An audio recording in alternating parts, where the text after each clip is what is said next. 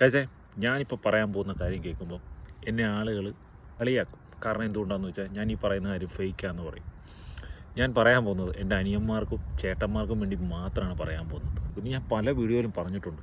പക്ഷേ ഇത് പറയാതിരിക്കാൻ പറ്റത്തില്ല. കാരണം എന്താ പറയുക, IT ഫീൽഡിലായാലും എഞ്ചിനീയറിംഗ് ഫീൽഡിലായാലും ഏത് ഫീൽഡിലായാലും അതിനേക്കാൾ ഉപരി നല്ല ശമ്പളം കിട്ടുമെന്ന് പറഞ്ഞാൽ എല്ലാവരും എന്നെ കളിയാക്കും. നേഴ്സിംഗ്മാരുൾപ്പെടെ. അതായത് 10ാം ക്ലാസ് കഴിഞ്ഞിട്ട് എന്ത് ചെയ്യും, അത് കഴിഞ്ഞ് പഠിക്കാനായിട്ട് സാധ്യതയില്ലെന്ന് പറയുന്നതിനോട് ഞാൻ ഉറപ്പായിട്ടും പറയുന്നൊരു കാര്യമാണ് വെൽഡിങ് പഠിക്കാനേ പറയുള്ളൂ.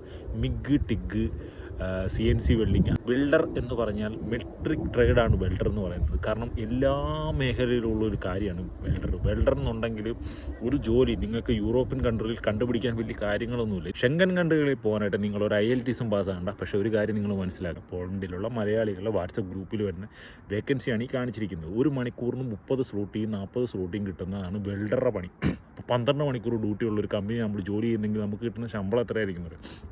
2.5-3 ലക്ഷം രൂപ. വെൽഡറാന്ന് പറഞ്ഞിട്ട് കാര്യമില്ല.